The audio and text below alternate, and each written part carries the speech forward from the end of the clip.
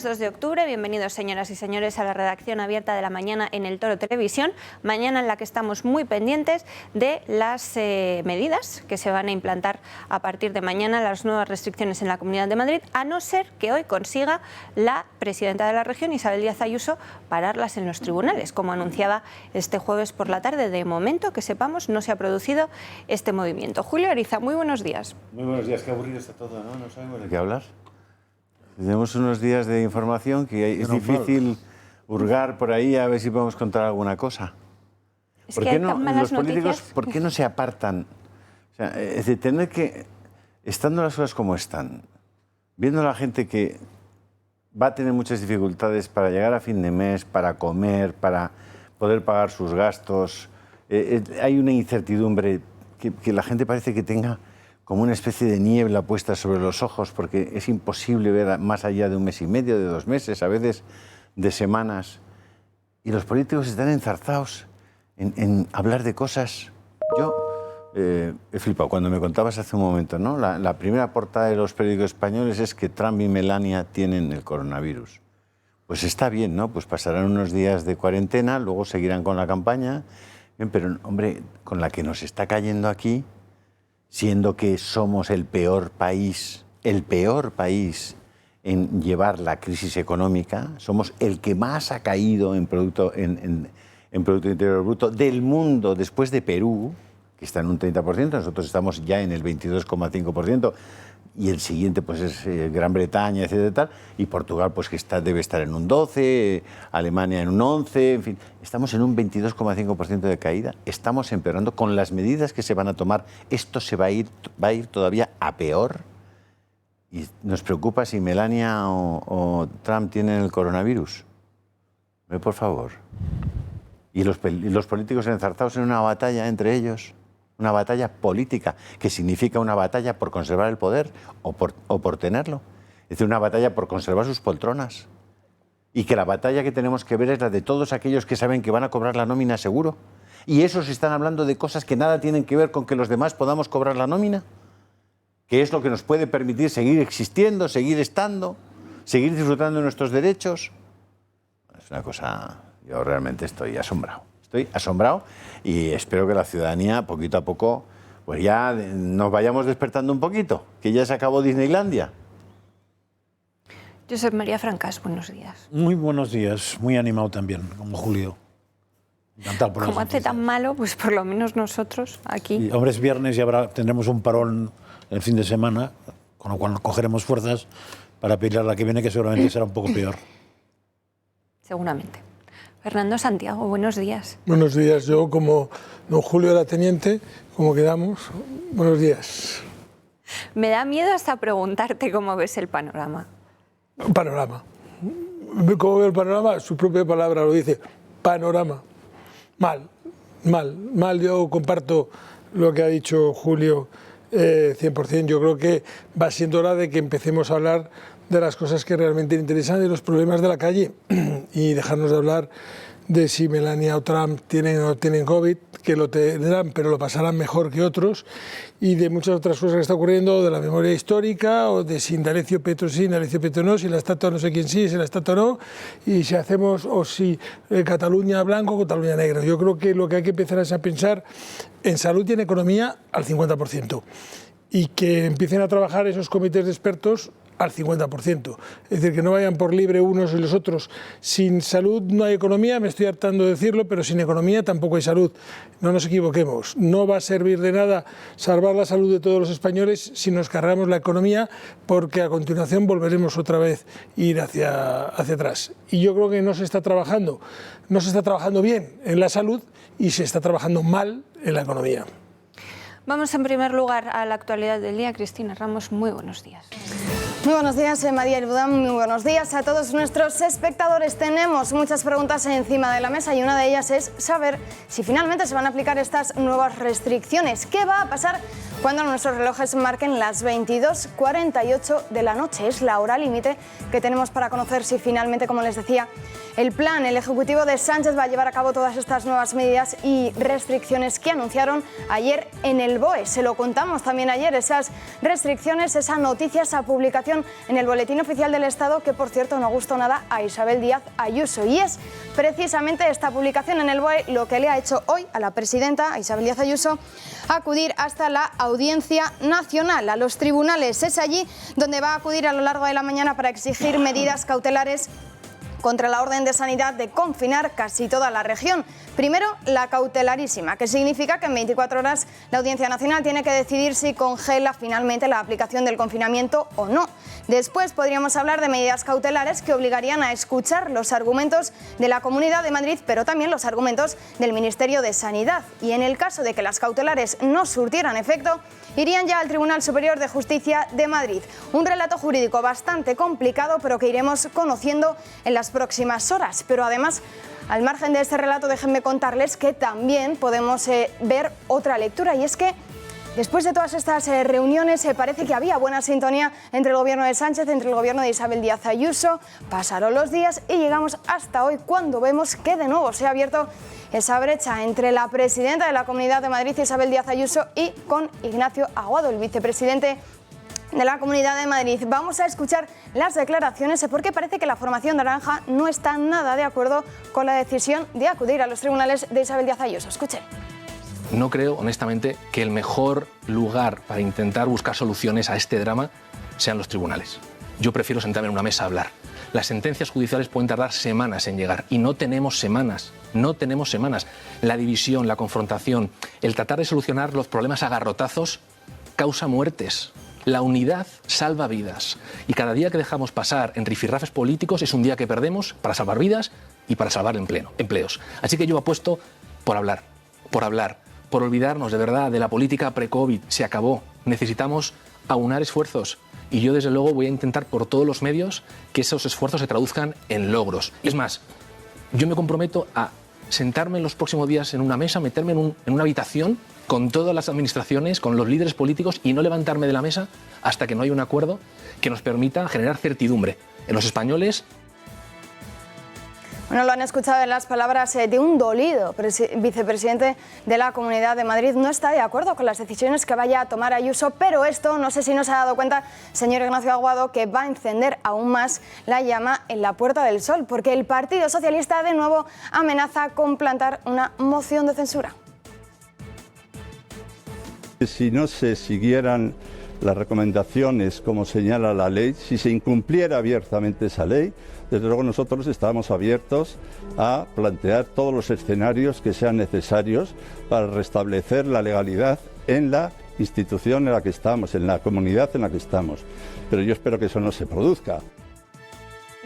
Bueno, esta era la postura del Partido Socialista en la Comunidad de Madrid, pero también en las filas del Gobierno han querido hacer sus declaraciones. No entendemos muy bien las palabras de Carmen Calvo, que efectivamente le plantea a Isabel Díaz Ayuso que recurra a los tribunales, que está en todo su derecho, pero eso sí le da otro recado, que está obligada a cumplir con lo que manden desde el Gobierno de Sánchez.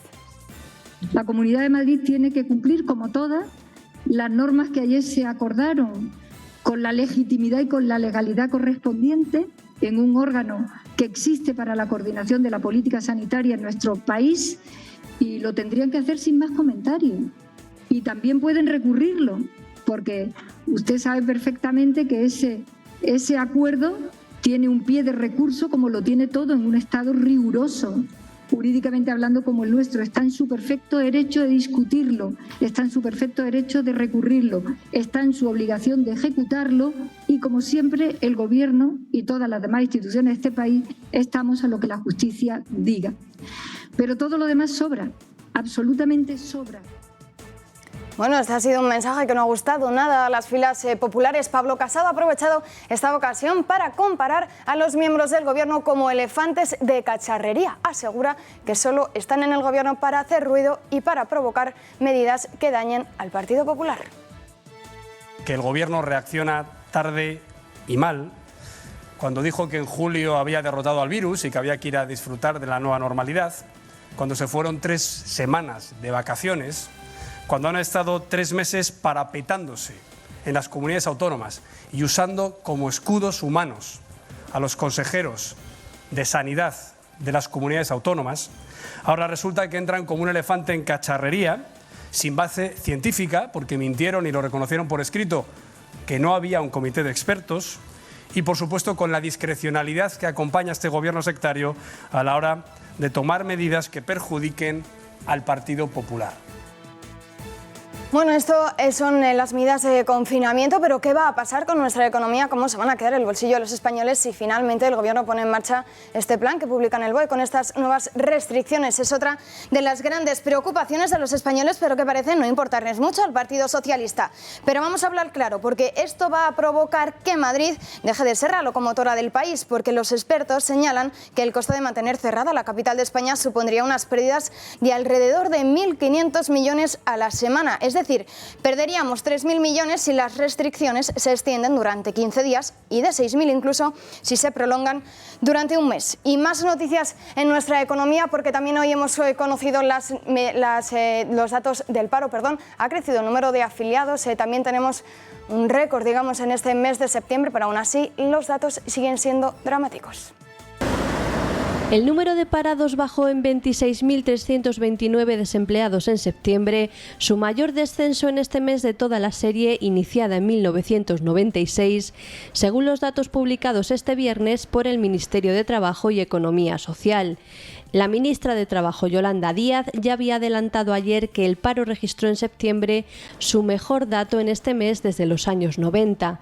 Con esta caída, el volumen total de parados alcanzó al finalizar septiembre la cifra de 3.776.485 parados. De hecho, este dato es el primer descenso del paro en un mes de septiembre desde el ejercicio 2007. El paro disminuyó en el sector servicios, donde bajó en 13.367 personas, en la agricultura y en la industria y construcción, y subió en el colectivo sin empleo anterior. Trabajo ha informado además de que el gasto en prestaciones se situó en agosto en 2.800 millones de euros, por debajo de los 3.100 millones de julio y casi la mitad del desembolso que se realizó en mayo. Por su parte, el gasto en prestaciones derivadas de ERTE alcanzó los 867 millones de euros en el mes de agosto.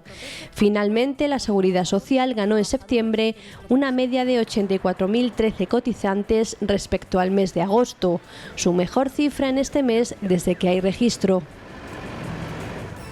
Bueno, y en este repaso de la actualidad tenemos que cruzar el charco, lo adelantábamos al inicio de este programa, que efectivamente hemos conocido esa noticia. Donald Trump y Melania Trump han dado positivo en la prueba de coronavirus, y esto se lo contamos porque lo vamos a ver a lo largo de este programa, que parece ser que, pese a los datos que conocemos de las cifras de coronavirus, el número de fallecidos, las camas de los hospitales, la incertidumbre que hay por saber si finalmente se aplican estas medidas y cómo quedará la economía de los españoles, los titulares de los principales periódicos de nuestro país parece que la única preocupación es que Donald Trump ha dado positivo en coronavirus. Pero como les decía, lo analizaremos aquí a lo largo de este programa, María. Así es, Cristina, un placer, como gracias. siempre. Bueno, enseguida vamos a tener una entrevista muy interesante. Les decía a los espectadores ayer que hoy estaría con nosotros Celia Cánovas, va a ser en muy poquitos minutos, pero si queréis podemos comenzar comentando este asunto que mencionaba Cristina. Según hemos conocido la noticia del positivo de Donald y Melania Trump en coronavirus, los tres principales periódicos nacionales lo han subido a portada en sus ediciones digitales y hombre, sí, es importante, ¿no? Es el presidente de los Estados Unidos, pero claro, es que nosotros estamos perdiendo más de 500 millones de euros al día, ¿no? ¿Es lo que nos importa que Trump se pase 10 días de cuarentena trabajando desde la Casa Blanca? Lo sentirán los que quieran ir a escucharle en vivo y en directo en un meeting, pero sí, no está es que claro la vida que se no nos quede, cambia a nadie por eso. No está claro que se quede en la Casa Blanca tampoco, por lo que han dicho. Sí, ha dicho que va a cumplir cuarentena. Al final sí, porque había dudas de que, hombre, se puede cumplir de muchas maneras, ¿eh? ¿Ah, sí? Sí, supongo que sí. Por ejemplo. Bueno, la puede cumplir como Pablo Iglesias, que salía y entraba. Si no tenía que estar aislado. Si no estás chafado trabajando desde casa, puedes hacer casi todo. Y si no, se va a Camp Davis y ahí a pasar la cuarentena él jugando al golf. Puedes hacer mítines por Zoom. Eso es evidente. Ahora, si estás hecho un cromo, no. Claro, depende de la fiebre y depende de cómo te pille, cómo ¿no? se encuentre, ¿no? Pero si no, entrevistarte con la gente, pues a base de Skype o lo que sea también. Oye, no quiero dejar de hacer de enviar un saludo muy especial a algunos amigos míos y a personas de las que habitualmente no nos acordamos de mucha gente, porque al final la vida va a tal velocidad que, bueno, y ahora con las mascarillas, como pasamos unos al lado de otros y no sabemos quién rayos está pasando a nuestro lado, Pero yo tengo un par de personas a las que aprecio mucho, son Paco Correa y Pablo Crespo, que están en la prisión de Valdemoro. Llevan allí, en prisión, llevan casi 7 años. Fueron juzgados en la famosa cosa que se llamaron Gürtel y que convirtieron en el asunto más importante que había ocurrido en España en los últimos 300 años. En realidad, a ellos les juzgaron por un stand en Fitur, que debió costar, me parece, que en torno a 140.000 euros. Y han sido condenados a penas verdaderamente muy, muy importantes. Ellos, insisto, llevan allí 7 años, no han tenido acceso a ninguna de las posibles, digamos, beneficios penitenciarios a los que tiene derecho cualquier reo cuando lleva cumplida un 25% de su condena. Y yo sé que allí, en la prisión de Valdemoro, no solamente ellos, sino que hay muchos presos en esa cárcel que ven este programa y que ven nuestros programas y a los que les hacemos compañía.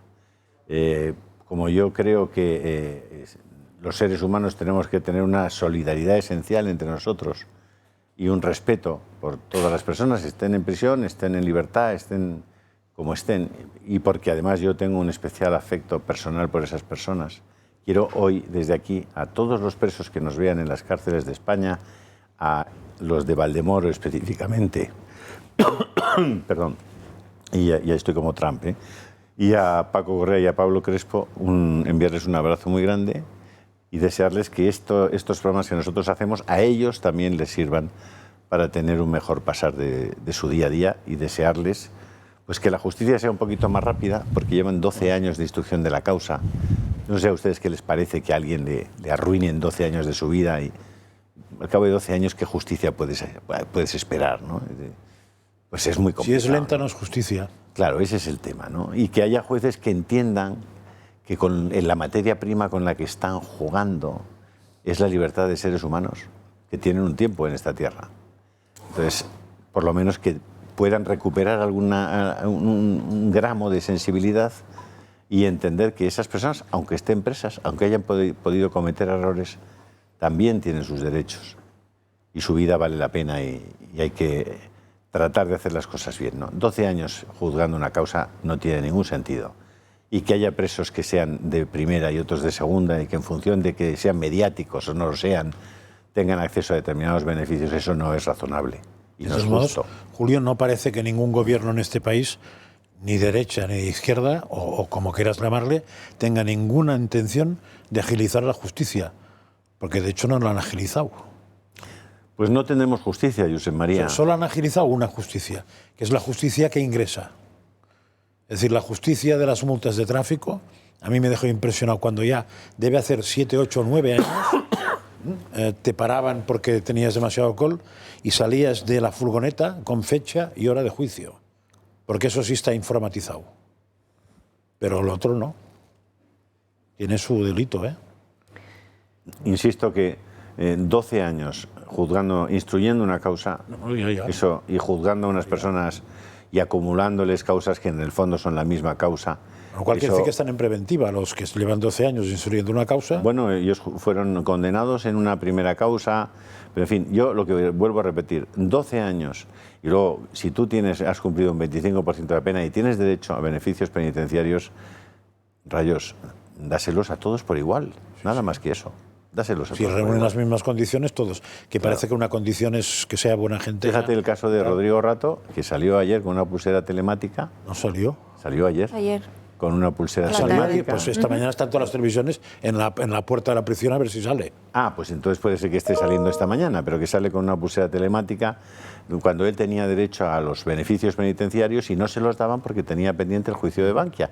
Entonces, en vez de haber podido disfrutar, como cualquier otro preso, de sus beneficios penitenciarios, pues no se los daban porque había una causa en la que ha sido absuelto. ¿Y ahora qué? Seguro que estaban... Concretamente, sí, yo he visto en directo y concretamente... Un abrazo a Paco y a Pablo. Concretamente la información que daban es la siguiente, que los que la trabajan más, que la pulsera no te la pone en la cárcel, te la pone un centro cívico o un centro social, con lo cual hacía falta que la cárcel dijera qué centro y que instituciones penitenciarias aceptara al centro y dejara que Rato fuera al centro para que le pusieran la de esto, con lo cual daba toda la sensación de que iba para largo esto. O sea, lo más probable es que fuera hoy muy tarde o mañana pasado, que seguramente hacen vacaciones, el lunes. Yo vi unas Sí, sí. imágenes de ayer y ponía que estaba saliendo. No, pues yo he visto delante de televisión. Bueno, pues a delante de la ellos cárcel. y a los funcionarios de la Soto cárcel del de Real, Valdemoro y de todas las cárceles de España un especial abrazo, porque es un trabajo muy duro, además. Sí, señor. Vamos a saludar a Celia Cánovas, que creo que ya nos está escuchando. Celia Cánovas, saben ustedes que es abogada y además exsenadora de Podemos. Es en concreto esta exsenadora que ha denunciado a la formación por presunto blanqueo de capitales. Señora Cánovas, muy buenos días. Buenos días. Y gracias por estar con nosotros. Me gustaría comenzar preguntándole qué es lo que le hizo a usted unirse al proyecto político de Podemos, usted que ya tenía una larga y consolidada trayectoria como abogada. Pues sí, yo jamás me había interesado en la política y realmente pues me interesó pues un partido que vi fresco, que vi con unas ideas nuevas. Yo soy una persona progresista de ideas y creí que era posible cambiar algunas cosas, ¿no? Estaba harta de escuchar noticias, ¿no? De siempre estar escuchando noticias de políticos corruptos, de unas instituciones obsoletas que hay que mejorar y hay que modernizar. Y bueno, pues a mí la verdad que Pablo Iglesias me embaucó y me hizo por primera vez creer que esto era posible. Y esta fue la idea que yo tuve al inicio de meterme en todo el proyecto. ¿Y qué es lo primero que a usted le llama la atención, le choca un poco? Porque no solamente está el asunto económico de las donaciones que le obligan a hacer, que cada vez intentan que vaya incrementando y que además no están claras y justificadas, sino que usted fue de las afectadas en primarias, ¿no? A lo largo y ancho de toda España, que vio cómo se favorecía a los candidatos directamente amigos de la pareja Pablo Iglesias-Irene Montero. Sí, sí. Pues la verdad es que sí, ya empecé mal, la verdad, porque para mí fue una gran sorpresa y una gran decepción empezar ya con que me relegaban, habiendo sacado el número 1 en primarias en Cataluña, con lo cual me daba derecho a escoger la circunscripción por la que me quería presentar, que lógicamente para mí era Barcelona, porque es donde resido y donde trabajo. Pues mi sorpresa fue que se me comunica que ese puesto estaba ya destinado a otra persona, a otro senador que ni siquiera se había presentado a primarias para el Senado, y lo colocaron como número 1 en Barcelona. Y entonces me dijeron, bueno, escoge otras provincias. Entonces yo, como tengo cierta relación y cierto apego por Tarragona, porque de hecho es mi segunda residencia, y vengo mucho y la conozco mucho, pues escogí Tarragona y tuve la suerte pues de ser elegida 2 veces en Tarragona. Usted, a lo largo de la pasada legislatura, durante la que fue senadora, llegó a donar 25.000 euros en total al partido. 25.000 euros es una cantidad muy importante. Hay muchas familias españolas que viven un año con menos. Y usted no tiene ni idea de qué se ha hecho con este dinero. No, al inicio se nos vendía, se nos explicaba que este dinero estaría destinado a fines sociales, ¿no? Por una parte era para el partido, porque decían, somos el primer partido, y esto lo siguen diciendo, ¿no?, que no se financia con bancos, con lo cual no le debemos nada a la banca. Esto era uno de los eslóganes, ¿no?, de Podemos. Y por otra parte decían, bueno, pues una otra parte de las donaciones tenía que ir a fines sociales, a entidades sin ánimo de lucro, para ayudarlas, etcétera, etcétera. Me constaba que algunas, o sea, al principio de todo en Podemos escogimos, bueno, yo no, pero sé que se escogió un proyecto de los que se llamaba Impulsa. O sea, le denominaron Impulsa a este tipo de iniciativas, ¿no? Y entonces escogieron algunos proyectos por novedosos, por varios motivos, y decían que los inscritos lo habían escogido. Yo la verdad que no llegué a votarlo, ¿eh? Luego, con posterioridad, estando yo ya de senadora, hubo una segunda promoción de Impulsa, en la cual nos dijeron que el Senado, por ejemplo, disponía de 5.000 euros para repartir en aquellas entidades, personas, bueno, entidades sobre todo sin ánimo de lucro, que precisasen de esta ayuda. Entonces pedían 2 voluntarios del Senado, yo me ofrecí como voluntaria y otro compañero del País Vasco también. Yo distribuí 3.000 euros y el otro compañero distribuyó 2.000 euros. Bueno, en el sentido no físicamente, sino de buscar... Sí, decidieron en qué encargaba. proyectos se podían invertir. Sí, sí, entonces cogí yo a 3 y lo que sí que me consta es que les costó bastante cobrar. Lo que no sé si al final cobraron el dinero, porque eran 1.000 euros para cada institución que yo escogí, que no es que fuese un gran capital, pero algo era algo, ¿no? Y entonces sí que con el tiempo me dijeron, oye Celia, que no hemos cobrado, que qué pasa, qué tal, digo, no sé, y yo entonces yo enviaba unos mensajes a las personas que estaban tratando este asunto, que no me preocupase, que ya estaba todo, que tal y que cual, y la verdad que luego ya me despreocupé. La verdad que nunca me planteé, ni nadie nos planteamos nunca el dinero dónde podía ir, la verdad, nunca, ni nunca se nos informó. Usted ya empieza a mostrarse muy extrañada cuando no solamente le envían un volante, un justificante que infla las donaciones que usted ha hecho ese año, sino que además va viendo el alto tren de vida de algunos dirigentes, ¿no? Se empiezan a juntar las sospechas. Claro, a mí se me juntaron muchas piezas. O sea, yo cuando se termina la legislatura, justamente coincidió en el año 2019, yo dejo la legislatura y yo dejé de donar a Podemos en el 2018. Yo ya dije que basta, que ya no seguía donando, que consideraba que me habían tratado muy mal, que no veía nada claro el tema y que no se merecían, que ya había donado que yo doné 25.000 euros pues en 2 años, no en toda la legislatura. Es decir, que eran 1.000 euros al mes, porque además te pedían la paga extraordinaria de junio y de diciembre, ¿eh? O sea que tenías, esos meses eran 2.000, o sea, eran 14.000 euros al año. Cuidado, ¿eh? Entonces, la última donación que yo hice fue en enero de 2018 y doné, porque ya me empeñé yo, bueno, fue otro cantar este tema, hice yo una transferencia directa de 3.000 euros en total, en el mes de enero de 2018. ¿Qué pasa? Que al año siguiente, a efectos de renta, cuando yo ya estoy fuera del Senado, porque ya se había terminado la legislatura, me llegó un certificado de donaciones a efectos fiscales, ¿no? Cada año, teóricamente, pues te lo tienen que hacer. Me dice que el año anterior no sé si me llegó, el primer año sí que me llegó, que lo firmó Carolina Vescansa, y este último año lo firmaba Daniel Frutos, que es el nuevo secretario de Finanzas. Y me ponía que yo había donado 5.000 euros. Yo digo, qué raro. Digo, yo he donado 3.000, pero bueno. Y la verdad que no le di mayor importancia, aunque me extrañó un poquito. Y tampoco dices, no, es que te has desgravado más. No, es que en Cataluña tenemos un límite de desgravación de 150 euros por las donaciones. Entonces, da igual que te dones 1.000, que dones 3.000, que dones 100.000, ¿vale? Con lo cual era absolutamente irrelevante a los efectos de desgravación.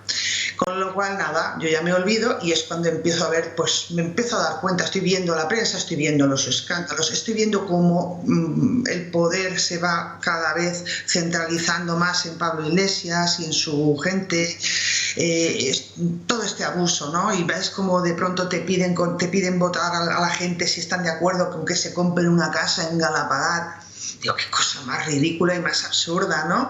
Y a nosotros nos han tenido ahogados con la donación, cuidado, que pobre de ti que no dones, etcétera, etcétera. O sea, he visto unas cosas que no me cuadraban, unido sobre todo lo que más me ha afectado a mí personalmente, aparte de lo que yo sufrí en el Senado, ha sido ver lo que han hecho con Calvente, ¿no? Con el abogado Calvente, que es el que inició la denuncia, ¿no?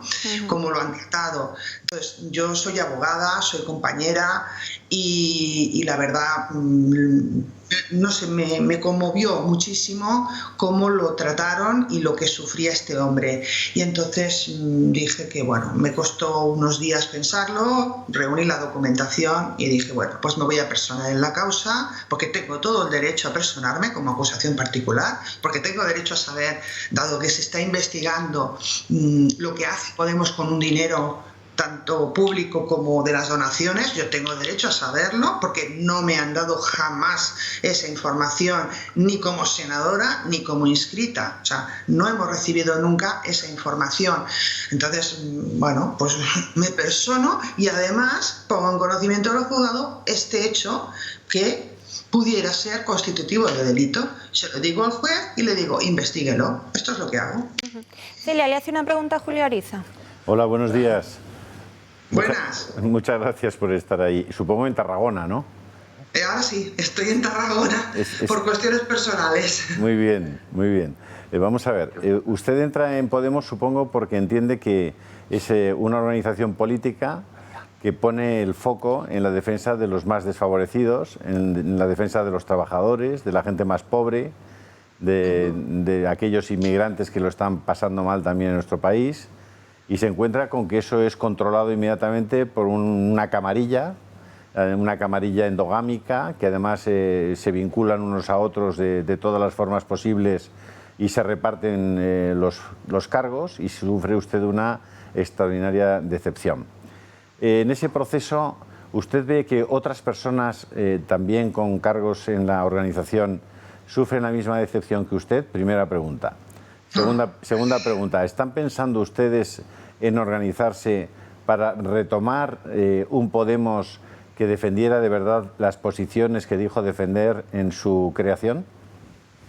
A ver, primera pregunta. La gente, en general, con la que yo trataba, o buscaba aferrarse al poder o buscaba ascender dentro del partido.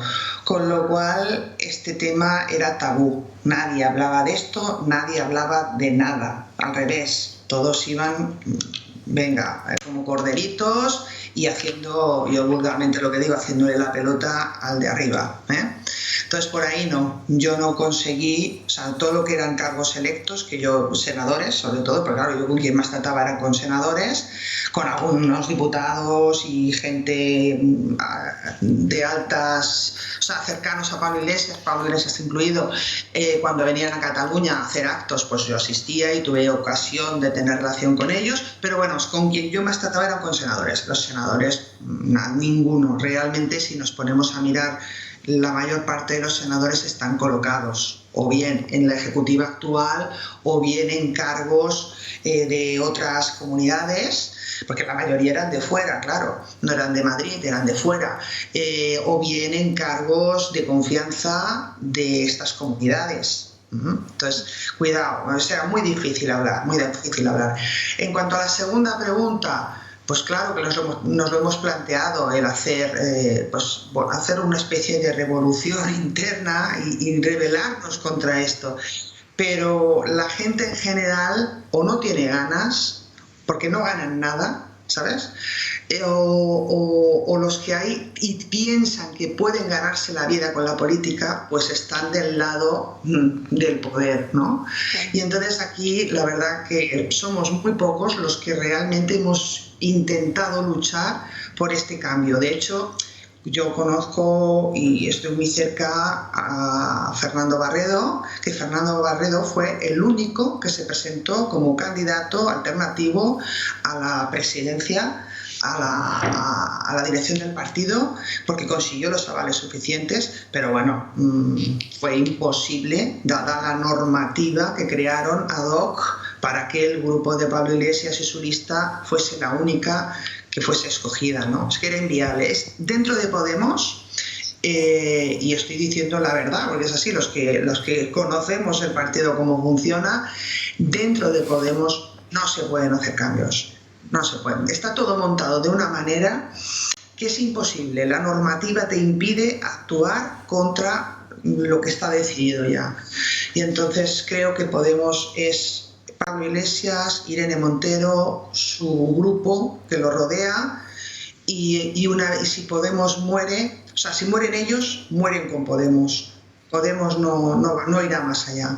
¿Cree usted, por tanto, que aquellos que en el pasado han votado a Podemos, gente que cree que hay una posibilidad de ejercer la distribución y la justicia social en nuestro país de forma diferente, aquellos que creen que el gobierno está para defender especialmente a los más necesitados, deben perder toda esperanza de que Podemos sea el partido que represente esas ideas? Yo, según mi opinión, desde luego que sí. Podemos no es el instrumento, o sea, Podemos se ha mostrado como una herramienta más del statu quo, ¿no? Del establishment, que le dicen los politólogos, que les gusta mucho utilizar esta palabra. Se ha mostrado una herramienta más, se ha asociado con un partido al cual repudiaba, ¿no?, públicamente, y bueno, era obvio, ¿no?, o sea, era notorio. Entonces ya cuando ves esto dices, ¿qué cambios va a lograr este partido? Que prefiere asociarse, yo entiendo que con unos fines nada lícitos, en el sentido de que no es por el bien común, sino para que lograr un poder, todavía más poder del que ya tienen, y lógicamente por intereses personales, no por interés de proteger a la ciudadanía, porque lo estaríamos viendo en otras cuestiones, sobre todo actualmente, ¿no?, con el tema del coronavirus, ¿no? Pues estamos viendo que Podemos están ahí de adorno en el gobierno, no pueden tomar ninguna decisión, ni pueden ni les dejan, naturalmente. Esto era obvio, o sea, entrar en un gobierno así, con lo cual o se crea otro partido con gente valiente, con ganas de cambiar las cosas y de verdad, y con ese ideario de que se postulaba en el 15M, que ha cambiado con el tiempo también, porque ahora las circunstancias son otras, ¿no? Pero con esas ideas de progresistas, de cambiar, pues tendría que ser con otro partido y con otra gente, desde luego. Celia, antes que usted, ha habido personas que han esgrimido argumentos parecidos públicamente sobre el comportamiento de Podemos, muy específicamente Calvente, pero ha habido otras personas, y esas personas, incluso uno de ellos, recuerdo hoy, que llegó a recibir una paliza física por el hecho de haber... Efectivamente. ¿Usted teme consecuencias por esta posición pública y por esta denuncia pública a los dirigentes de Podemos? Mira, si tuviese miedo, no lo hubiese puesto.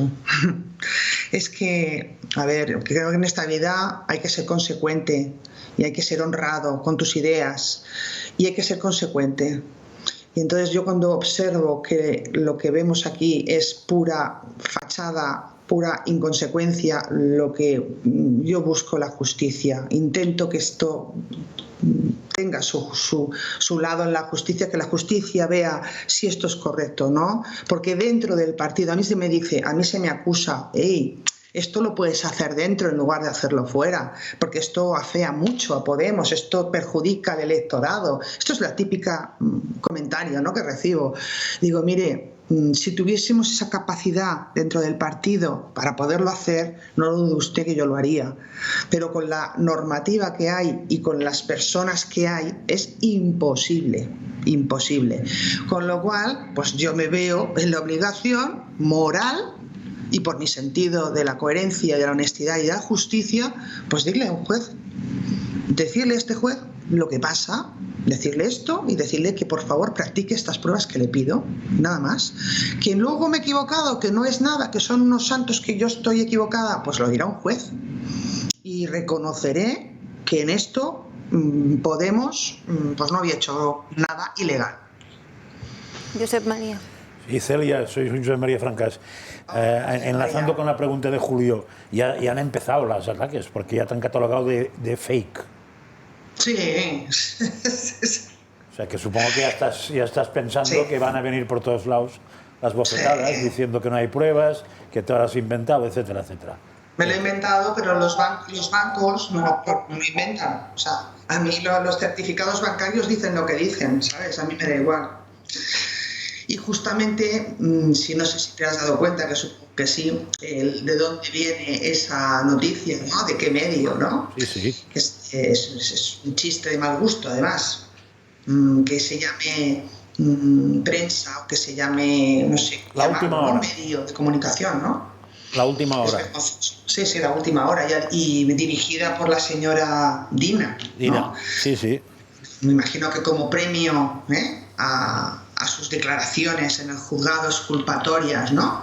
Es que es vergonzoso. O sea, a mí atenta contra toda idea que yo tengo de lo que debe ser un medio de comunicación.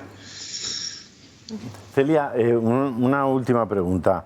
Usted además es una mujer y viendo el comportamiento que tiene el señor Iglesias con respecto a las mujeres del partido, y ahora estábamos hablando de Dina. ¿Cómo hacen ustedes compatible o han hecho compatible el defender posiciones feministas y al mismo tiempo pertenecer a un partido gobernado por este señor? La verdad es que es una pregunta muy buena, muy buena, porque es un partido extremo, o sea, y esto lo digo porque es así, porque es verdad, extremadamente machista, está clarísimo, no hay que ver más que la dirigencia, quien la forma, y luego cómo se forman y cómo han accedido a esos puestos de responsabilidad política ciertas mujeres. No quiero decir nombres, pero es obvio, ¿no?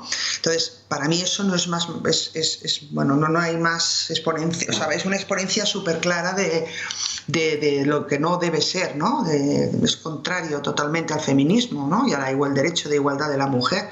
Entonces es un partido, insisto, muy machista. Y la verdad que sí que es verdad que cuesta ver a ciertas personas que ahora están en esos puestos corrigiéndote la forma de hablar, el lenguaje inclusivo, sobre todo, que no te equivoques con el lenguaje inclusivo, y en cambio hagan estas cosas. Yo es a donde voy. Me parece una aberración que nos perdamos en detalles ridículos, absurdos, como por ejemplo esto, y en cambio no demos importancia a que una señora llegue a ser ministra por ser la mujer de quien es. Sobran las palabras.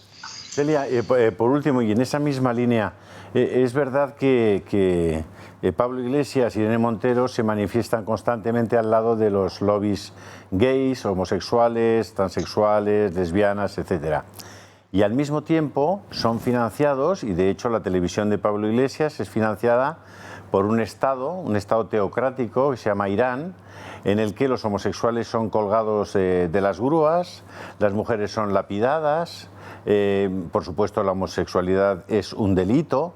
Y le hago la misma pregunta: ¿cómo se compagina, estando en Podemos, el hecho de ser, digamos, compadre de los regímenes como el chino, el iraní, el venezolano, tener como referencias al Che Guevara o a Salvador Allende, que mataban a las personas homosexuales, los asesinaban cruelmente, y en estos regímenes que le menciono sigue siendo de la misma manera, y sin embargo, públicamente defienden los derechos de esas personas en España? ¿Cómo lo hacen ustedes intelectualmente compatible? Porque a mí me cuesta trabajo. Sí, pues mira, precisamente por ser demasiado intelectual y por pensar en estas cosas y por opinar sobre temas así, pues las personas que tenemos cerebro somos apartadas del partido, ¿no? Y por eso quedan los mediocres, porque nadie se plantea, su cerebro no se plantea estas cuestiones tan trascendentales como las que estás mencionando en este momento, ¿no? Es gravísimo, es decir, están actuando de cara a la galería e intentando enganchar votos, arrancar votos de ciertos sectores, pero obviando todo lo que acabas de decir, que para mí es gordísimo. No sabe cómo... Los que estamos ahí, los que estábamos allí, yo ya no estoy, pero mentalmente me costaba muchísimo asumir según qué posturas. Celia, no sabe cómo me tranquiliza que alguien que es un facha como yo, como usted puede comprender, puesto que no estoy con estos señores, alguien de Podemos como usted comparta con un facha como yo las cosas que estamos comentando, ¿no? Me alegra muchísimo porque veo que es posible razonar juntos desde cualquier posición política. Muchas gracias. Está clarísimo. Si yo estaba en el Senado y yo hablaba con el PP, hablaba con gente del Partido Popular, y yo no soy del Partido Popular, yo ya no soy de Podemos, que tengamos claro, yo este Podemos no lo conozco, yo soy una persona que según la clasificación clásica, soy de izquierdas, pero no radical, y soy progresista en general, ¿vale? Y busco las libertades. Entonces, tengo amplitud de miras, soy una persona que me considero inteligente y creo que se pueden sacar ideas de todos los sitios y puedes entenderte con todo el mundo con sentido común y con inteligencia. Muchas gracias, Celia, de verdad que le agradezco muchísimo que se manifieste de esa manera y comparto plenamente ese criterio. Venga, pues gracias a ustedes. Celia Un Cánovas, placer, ¿eh? muchísimas gracias. La esperamos en esta mesa cuando quiera. Ay, yo encantada, porque a mí hablar me gusta mucho, ya lo sabéis. Pues esperemos vernos muy pronto. Feliz tarde. Venga, un saludo. Hasta Adiós, otro día. Celia. Adiós. Bueno, nos hemos pasado muchísimo de tiempo, pero realmente estaba siendo tan interesante la entrevista a Celia Cánovas que hemos considerado que no debíamos cortarla para nuestros espectadores. Así que vamos muy rápido a la pausa y enseguida más temas. Hasta ahora.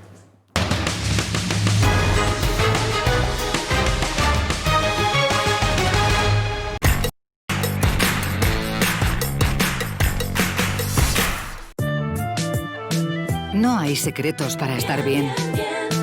Está bien que te cuides. Está bien que disfrutes. Está bien que se note.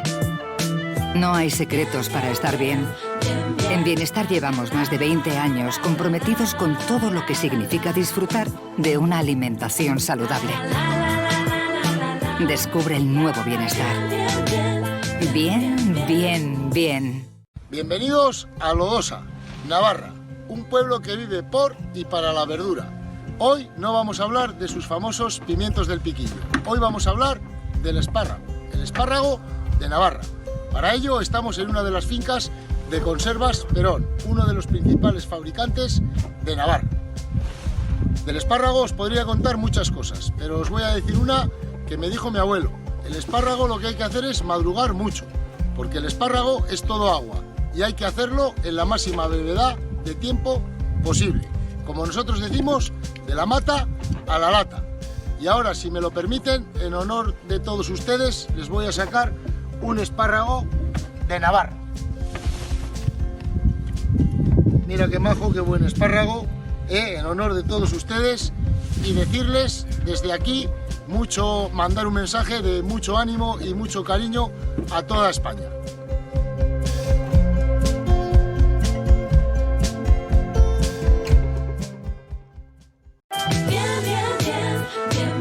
En Bienestar llevamos más de 20 años comprometidos con una alimentación saludable. Bienestar. Bien, bien, bien. ¿Cree que los grandes medios le cuentan todo lo que pasa? El Toro TV le muestra los asuntos silenciados por la clase política.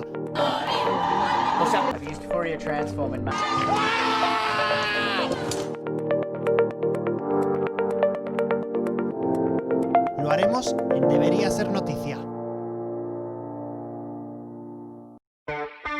Soy José Ángel Aguinaga, maestro parrillero de toda la vida.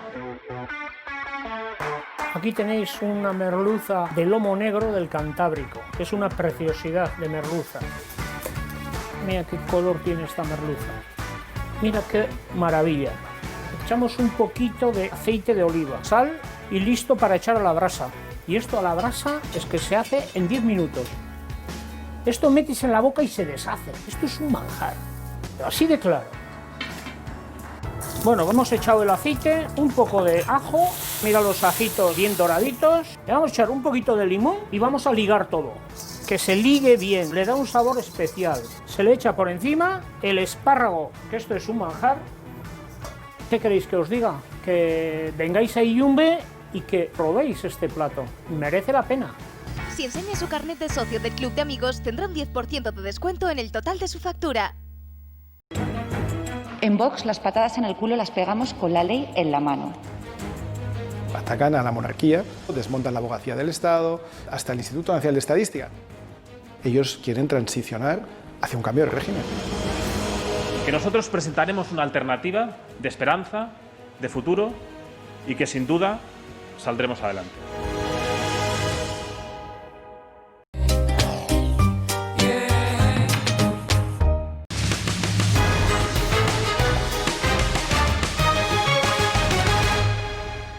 Ya estamos de vuelta y vamos a cambiar radicalmente de asunto. Pasamos de esa denuncia por presunto blanqueo de capitales a Podemos al coche eléctrico. Hace unos días les contábamos también en esta mesa que es el futuro. Y muchos espectadores nos han escrito para que explicásemos algunos puntos de los que tratamos el otro día en la entrevista con Iván Ramírez. Así que Iván, bienvenido otra vez. Le hemos pedido que vuelva para, yo la verdad es que ese día era un poco novata, he seguido leyendo. ¿Has aprendido algo más, no? He aprendido algo más. No, yo de hecho en agosto me toca cambiar el coche, voy a intentar cambiar por uno eléctrico. A ver, María, todo lo que se está haciendo en materia de automoción y sobre el tema de cambio climático, etcétera, es para la gente que tiene dinero, no es para pobres. O sea, si es usted pobre, tiene una furgoneta diésel de hace 12 años, no puede entrar en Madrid Central, cuando aparca los impuestos son mayores, cuando aparca le cuesta más dinero el parking, bueno, tiene usted un problema. Pero si tiene usted un poquito de dinero, entonces lo que puede hacer es comprarse un coche híbrido eléctrico, el aparcamiento de Madrid es gratis, no tiene límite horario, es decir, que deja usted el coche ahí, vuelve dentro de 2 meses y sigue el coche ahí, no se lo han multado. Es una cosa alucinante, ¿vale? Sí que Entonces, como eso es así, a mí me parece muy bueno que haya gente como él que ponga enchufes. Porque claro, si usted puede gastarse un poquito de dinero en un coche eléctrico, cómpreselo, porque solo en multas se va a ahorrar un montón de dinero. Y en parking, por supuesto. Son muchas las ventajas, son muchísimas las ventajas. Y gracias a Dios cada vez va siendo más económico y va a poder llegar a esos coches pues prácticamente toda la población, ¿no? Porque ya hay coches que no solamente hay Teslas, ¿no? de mucho dinero, sino que también hay coches cada vez más económicos y furgonetas eléctricas para la gente que trabaja, para autónomos, para pequeñas empresas. O sea, cada vez se va a extender más el vehículo eléctrico para todos los bolsillos, ¿no? Y para eso estamos nosotros, para montar puntos de recarga muy económicos. Somos prácticamente los más económicos del mercado y montamos un punto de recarga en tu casa que pues es muy poquito dinero y te va a hacer ahorrar bastante dinero en el día a día. ¿En cuánto tiempo se carga un coche? Depende de la batería que tenga, ¿no? Depende de coches con baterías muy grandes y coches con baterías muy pequeñas. Pero pongamos un coche como el que tiene Fernando. Como el que tiene Fernando, que tiene de los 6 Teslas que tiene, pues hay de todo. 200. De los 6 Teslas que tiene, hay de todo. Hay Teslas que son, por ejemplo, el S100 que decías, que es el más grande, tiene una batería de 100 kilovatios. Pues depende cómo lo cargues. Si lo cargas en un enchufe en un punto de carga de 4 kilovatios, pues va a tardar muchísimas horas. Está claro que vas a tardar. ¿Pero pues, en el que 12 horas. ¿En el que pones tú? Nosotros montamos puntos de recarga de muchos tipos, desde el más sencillo, que es a 4 kilovatios, hasta puntos de recarga de 22 kilovatios. Incluso esta semana hemos montado alguno de 50 kilovatios, ¿no? Que son a corriente continua y en tipo electrolinera, ¿no? que se llama. Entonces todo depende del punto de recarga que tú montes y sobre todo dónde lo montes para ver si la potencia que tienes disponible para poder cargar ese punto de recarga. Pero la verdad es que si tú haces el uso de un vehículo eléctrico, por ejemplo, María, un Volkswagen Up, vamos a hacer propaganda, por 14 o 15.000 euritos lo puedes comprar eléctrico 100%. Claro. Es un coche... No es caro. No es caro, es que señor... ¿Un Volkswagen qué? Un Volkswagen Up. Eso es. Es que el señor Ariza enseguida se ha ido a... Sí, teníamos un experto en coches eléctricos. Y yo sin saberlo. Pero eso, ¿cuántos kilómetros haces en eléctrico? Eso te hace una autonomía de 300 kilómetros, que es una autonomía... ¿Y cuánto tiempo lo cargas? Y lo cargas en aproximadamente 8 o 10 mientras que duermes. ¿Y cuánto te cuesta la carga de esas 8 o 10 horas? Esas 8 o 10 horas, depende de lo que pagues el kilovatio hora, pero ten en cuenta que luego aproximadamente unos 3-4 euros. 3 euros. Sí, el problema es si vas a Barcelona, paras en Zaragoza, esas 8 horas enchufando y sigues. Es un poco más complicado. El problema del coche eléctrico es que si vas a viajar tienes que ser muy metódico. Tienes que planificarte el viaje, tener claro dónde vas a parar, que haya un supercargador, cargar y continuar el viaje y hacer tu parada. Y nunca sudar. Cuando el coche eléctrico dice que te quedan 30 kilómetros, te quedan 30. Para ti. Ni 31 ni 29, te quedan 30. Entonces, y no hay posibilidad de la garrafa para autorellenarle un poco. Entonces, es decir, implica metodología. Planificar el viaje un poquito más que lo que planifique con gasolina, tú sales de viaje y ya está. Pero tú puedes ir a París perfectamente con ese coche de 300 kilómetros que le hemos recomendado a María que se compre, siempre y cuando haga sus paraditas. Iván, ¿dónde te pueden llamar? ¿Dónde os pueden llamar para instalar un enchufe en la casa? Mira, justamente aquí aparece nuestra página web y nuestro teléfono, 699-451-518. Ahora mismo, por supuesto. A ver. Nos llama, se pone en contacto con nosotros y rápidamente un técnico le llama, le visita, le ve qué características tiene su coche que se ha comprado, dónde quiere poner el enchufe y ya te digo, pasamos el presupuesto más ajustado posible. Más de 3.000 puntos habéis puesto. Bueno, ¿y haréis algún tipo de detalle a los socios del Club de Amigos del Toro Televisión? Eso por supuesto, eso ya contéis con ello.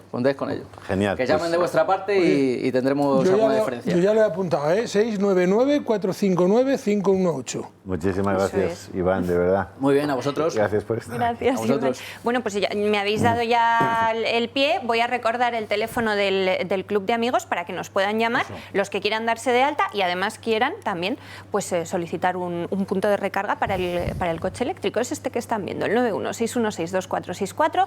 Si les es más cómodo, nos pueden escribir, ya lo saben también, un email a club@eltorotv.eu o pueden entrar en nuestra web clubdeamigos.eltorotv.com, donde la verdad es que vamos ya saben que volviendo. además tenemos ahora un fin de semana por delante, entonces tenemos que cargar pilas, ¿vale? Y podemos preparar los pedidos de Ana Catalina, de los libros que ustedes puedan tener interés, el pack de España al Corazón con el libro de Pemán, bueno, todas esas cosas que ya conocen y que vamos a ir renovando para que no nos digan, no, están siempre con lo mismo, no, vamos a ir renovándolas. Pero además de eso, todas las llamadas que vayamos recibiendo, desde ahora hasta el domingo por la noche, pues la semana que viene tendremos el sorteo famoso de un almuerzo para 4 personas, cuatro personas, en el Iyumbe de Alcobendas con Josean, con nuestro cocinero favorito de las cocochas, y un cochinillo que les enviarán a cualquier parte de España al que le corresponda del Figón de Arévalo. ¿Qué te parece? O sea que ya están llamando y dándose de alta, que además, por cierto, esta semana ha habido mucha gente en España que ha decidido apoyar que esta televisión pueda continuar. Y así va a ser. Y además ya saben que vamos retomando la agenda, como nos dejan las restricciones, eso sí. Así que antes de terminar el programa les recordaré cuáles son las conferencias que ya tenemos en marcha, las que se pueden ir apuntando. Eso sí, solamente los miembros del Club de Amigos, los espectadores. Y que si nos confinan, ni hay que ponerse a ver la televisión un rato más. Aquí nos van a tener en directo, no en grabado, tal, en directo, el tiempo que sea necesario. Ya hemos preparado unas literas ya para la ocasión. Aquí detrás, ¿no? ¿Eh? Aquí detrás cabe, ¿eh? Uy, aquí detrás cabe de todo. Hace un momento estaban metiendo colchones, o sea que... Pues nada. Pues, tienen 2 minutos para llamarnos, o si no lo pueden hacer durante todo el día. Ya lo saben que siempre hay gente en el club respondiendo a sus llamadas. Así que, como digo, una pausa muy cortita y volvemos enseguida.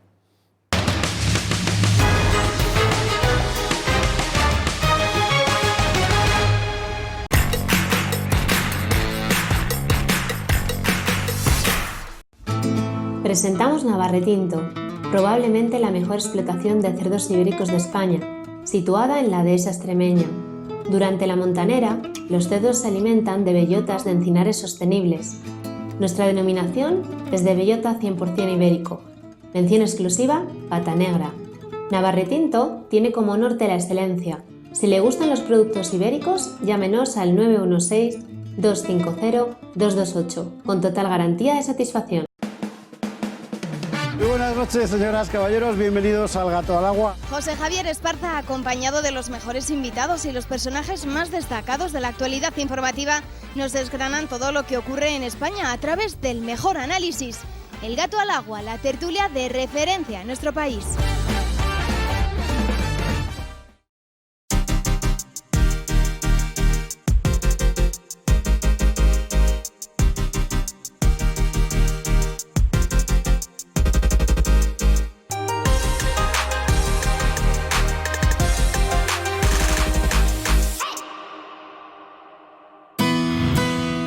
Hoy en Recomendaciones del Toro por España nos vamos hasta Santiago de Compostela, donde se encuentra el Mesón de Lázaro. Nos ofrecen cocina de mercado elaborada a partir de la amplia oferta de mariscos, pescados, carnes y verduras que cada día llegan al mercado de abastos de reconocida calidad en toda Galicia. Encontramos preparaciones tradicionales como el arroz con vieiras, bogavante o zamburiñas, los pimientos de Padrón, que en Santiago tienen su mejor mercado, o la cocina de caza. Su extraordinaria calidad de las materias primas hacen que se haya convertido en un lugar de referencia en Santiago. Pepe Mata y Pura les harán sentir como en casa en el Mesón del Lázaro.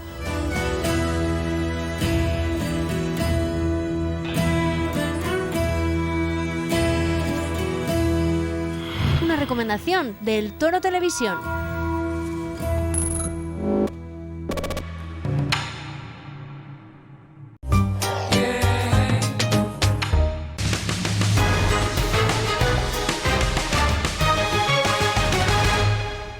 Ya estamos de vuelta, iniciamos nuestra segunda hora de programa y ahora sí vamos a abordar el asunto del cierre de Madrid, que si ningún juez lo impide comenzará esta noche. Y además sabemos ya que el paro no para de subir en nuestro país. El Gobierno ha celebrado los datos que hemos conocido hoy. Ayer decía la ministra de Empleo, Yolanda Díaz, que eran los mejores datos de la historia prácticamente, pero claro, cuando uno ve la letra pequeña, pues se da cuenta de que en septiembre se han destruido más de 400.000 empleos y en lo que llevamos de año casi 800.000. Fernando, tú que de todos los que estamos aquí eres el que más sabe de esto. Hija, es que a mí me aburre tanto cómo mienten con esas cifras. En primer lugar, los datos de la EPA nos recogen a los señores en el ERTE porque los consideran ocupados.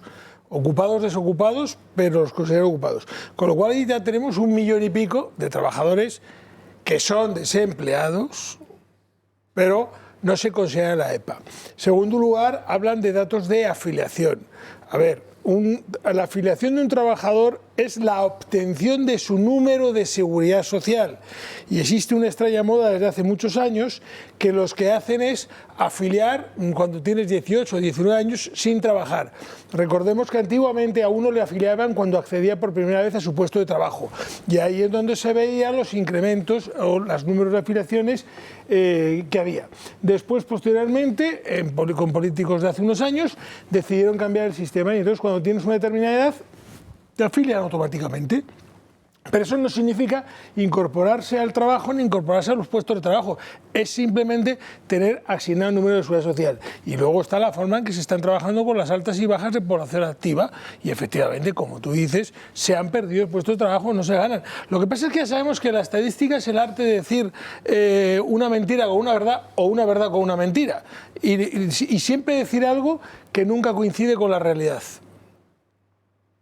Porque realmente en septiembre sí se ha destruido empleo y además no se ha destruido el que se suele destruir todos los meses de septiembre, que es el de la hostelería del verano. Claro, bueno, es que hay mucho empleo que no pueden destruir porque ya está destruido, porque no se ha creado y porque ya está destruido por el propio, vamos a decir, ERTE, y que por lo tanto, como están dentro del ERTE, no son trabajadores que se puedan conseguir, considerar como parte de despido, entre otras cosas porque los ERTE del COVID protegen durante 6 meses la posibilidad de que se pueda despedir a la gente so pena o bajo sanción de tener que devolver las cantidades en las que se haya bonificado a la gente con ellos.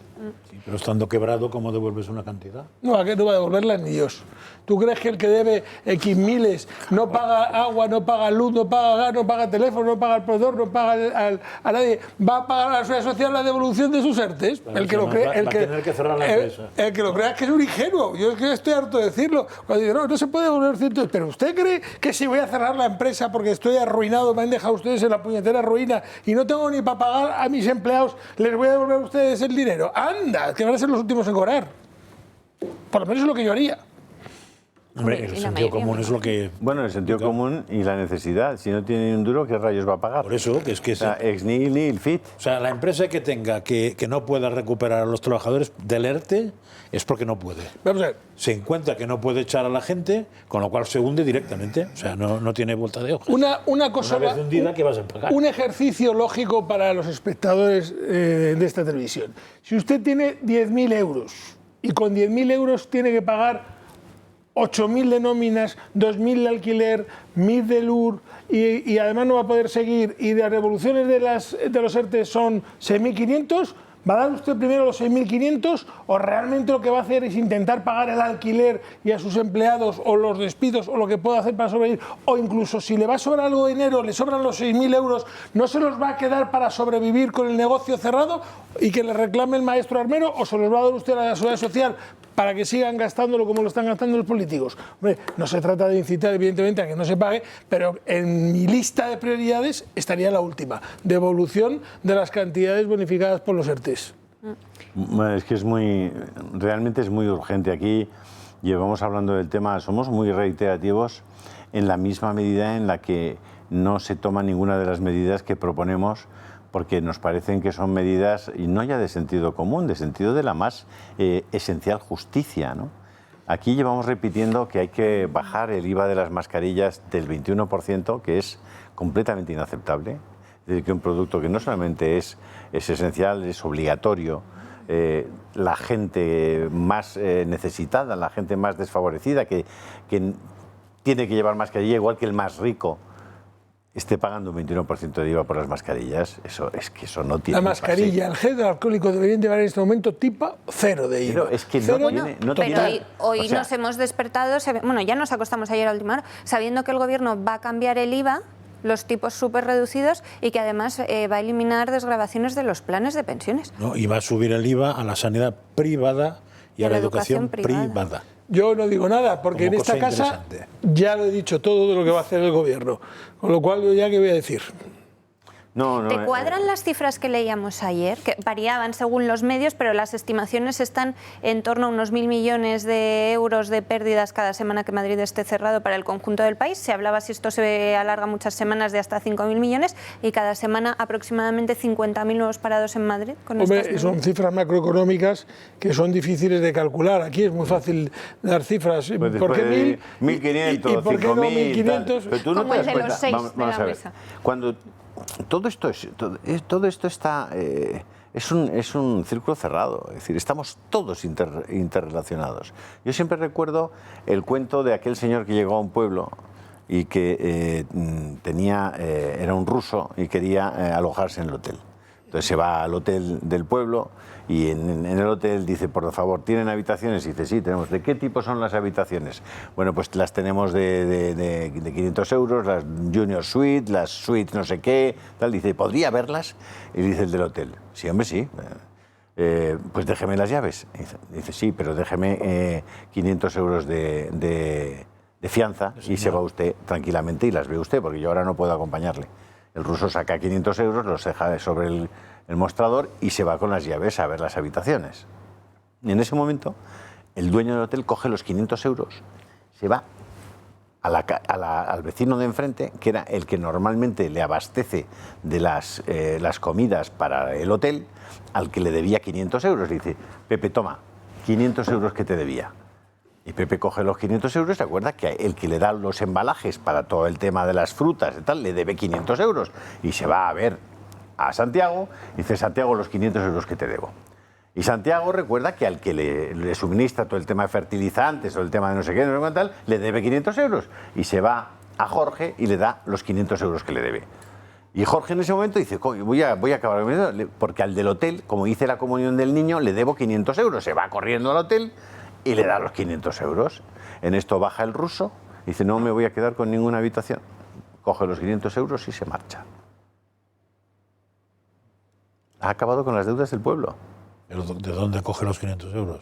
Es la fianza. Es la del fianza. ruso. Pero sí, se los ha llevado. Lo que pasa es que no teníamos... Pero el dinero se ha movido. No teníamos a determinadas Si el dinero administraciones... se mueve, la cosa funciona. Pero no El problema tenía es cuando usted a se la para. administración pública española que como coja los 500 euros luego va a tardar, por ingresos indebidos, va a tardar usted meses en recibirlos. Eso sí, con el 3% de interés. Bueno, eso es otro drama del que no se está hablando prácticamente, y es el retraso de las administraciones en pagar a las empresas, que a muchas las está dejando en la ruina literal. Con lo cual, la historia del señor Ariza acabaría con el ruso Con pegando todos tiros quebrados al por la hotel administración. porque le han robado los 500 euros. No está pagando la empresa y no está pagando los trabajadores o los ERTES, ¿no? Voy a No, saludar pero trataba de enviar esa idea clara de que esto de la economía es algo que nos interconecta a todos. En el momento en que tú paras un varito en el centro de Madrid, estás parando a un agricultor en Murcia, estás parando a una empresa de fertilizantes en Cádiz, estás parando a un constructor de cajas en Burgos, estás parando a un... Es decir, y mucho más todos estamos y mucho más interconectados Madrid, y todos que es el ellos centro. interconectados a su vez. Es decir, que calcular en 1.500, en 1.200, hombre, en un entorno macro lo que haces es calcular qué PIB tiene Madrid en un año, si lo divides entre 365 días, cuando sea, y si paras esa actividad y la reduces un 20% de ese tal cantidad de días, te dará 1.500, no lo sé. Seguramente el que ha hecho ese cálculo ha debido usar una fórmula parecida y si no lo ha hecho así, no sé cómo lo ha hecho. Pero la realidad es que cuando entras en una espiral negativa en economía, eso se retroalimenta y se acelera. Incrementa. Es un problema de cierre de oferta y demanda. Claro. Cuando en este tipo de cierres tú lo que cierras es la oferta o la demanda, es cuando generas una crisis muchísimo mayor que la que pretendes solucionar. Es decir, cualquier medida que se tome tiene que ir en el sentido de implementar, en el sentido de que la gente se vea animar gente a la inversión. Tú no puedes tomar medidas que con ese cierre lo que hagas es cortar de raíz y de tajo la oferta y la demanda, como de hecho ya solamente con los propios anuncios lo están haciendo. Yo ayer recibía la llamada de un cliente y me decía, oye, ¿puedo mandar un vídeo a mis clientes diciéndoles que estoy abierto y que abro? Sí, pero ¿qué te pasa? Que es que me llaman para cancelar las reuniones porque me dicen que en Madrid no se puede ir. Digo, hombre, todavía en Madrid se puede circular. No se va a poder venir, como Ayuso no lo consiga parar. Pero es que hay mucha gente de Madrid que vive de gente de fuera y hay mucha gente de fuera que vive de gente de Madrid. Entonces, las cosas hay que seguir culturizando, hay que seguir usando la mascarilla, el gel alcohol, implementar medidas de salud, pero lo que he dicho al principio del programa, si las medidas de salud no van íntimamente ligadas y conectadas de la mano, como cual matrimonio bien avenido. A proteger la economía. A proteger la economía y viceversa, estamos liquidados. Perdidos. Y el problema es que aquí los expertos encabezados por el señor Simón en materia de salud les importa un bledo la economía y los expertos de la economía tampoco es que les importe mucho el tema de la salud y así nos está yendo. Debemos de jugar con las dos. A Carmen Álvarez en la mesa. Bienvenida, Carmen. Hola, buenos días. ¿Estás? Pues muy bien, muy contenta de estar aquí. Que los espectadores la han visto, pero yo no. Ha sido un mes ajetreado. Sí, desde luego. Ha sido un mes ya, ha sido la guinda a un año, bueno, todavía no termina el año, pero sí, está siendo una época un poco complicada, sí. Por las gestiones, ¿no? Sí. ¿Qué sigue siendo lo que más os demandan los clientes, Carmen y Fernando? Asuntos relacionados con los ERTE, supongo. De momento seguimos los ERTE. Date cuenta que ahora con la nueva modificación que ha habido... Y volvemos otra vez a trabajar ERTE arriba, ERTE abajo, porque el 70% de los clientes van a tener que volver a hacer un nuevo ERTE. Y ese otro 40% vamos a ver cómo queda. El de rebrote, famoso, ¿no? No, va a haber que hacer, en muchos casos, va a haber que hacer ERTEs nuevos, adaptados a la nueva situación, para pedir la autoridad laboral que te lo autorice, etc. Viene época de nuevo de trabajo. Y más complicado, ¿eh? Mucho más complicado. Más complicado porque los ERTEs, ahora los ERTEs están por rebrote están condicionados a determinadas actividades económicas. Entonces, por ejemplo, las peluquerías no están vinculadas, ese CNAE no está vinculado a los nuevos ERTEs. Entonces, tienen que hacer un ERTE, fíjate, esto tiene gracia, tienen que hacer un ERTE el que estaba previsto en la reforma laboral de Fátima Báñez, por ejemplo. Es decir, un ERTE, esto es muy importante aclararlo porque Sánchez ha dicho 20.000 veces, y la destarifada perdóneme la ministra de Trabajo, diciendo que los ERTEs son nuevos, que los han inventado ellos, que han venido para quedarse los ERTEs. No, los ERTEs ya estaban desde el año 2012.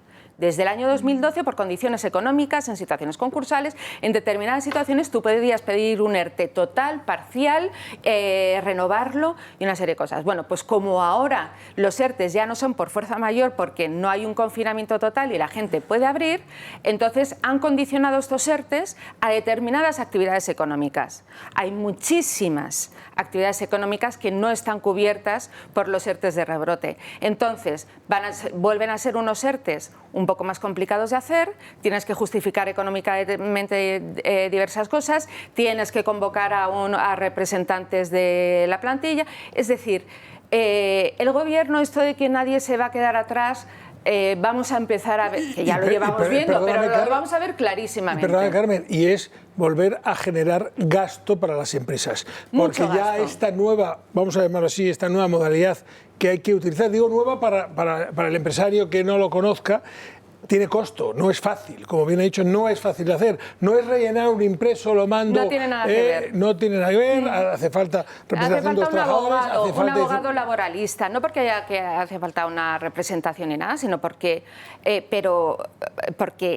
el ERTE previsto en la reforma laboral, que es un ERTE que funciona muy bien, y de verdad es que considero importantísimo que nuestros clientes, que nuestros espectadores sepan que una herramienta que se va a utilizar ahora y que es necesaria es de la reforma laboral de Fátima Báñez, y que Sánchez acordó con Bildu para que le votaran una prórroga, acordó derogar esa reforma laboral. Pero es decir, como deroguen en la reforma laboral, va a haber muchísima gente que no va a entrar en ese ERTE. Pero que sepan los espectadores que esto va a tener coste, Mucho. que no va a salir gratis y que va a costar mucho dinero. Otro agradecimiento a este nuevo parche de los ERTEs. Ayer tuvisteis avalancha de llamadas de personas aterrorizadas por el nuevo cierre ordenado por Illa. Ayer lo que tuvimos ya son llamadas de desesperación diarias por el nuevo cierre de Illa, por si... La pregunta siempre es, ¿tú crees que nos van a cerrar? Esa es la pregunta del millón. La respuesta es, hombre, no nos van a cerrar como nos cerraron en su momento. Pero como tampoco sabemos lo que van a hacer, y luego tampoco sabemos a qué guardia de turno nos van a poner en la puerta para dejar hacer qué y no hacer qué, porque es que la norma dice lo que dice.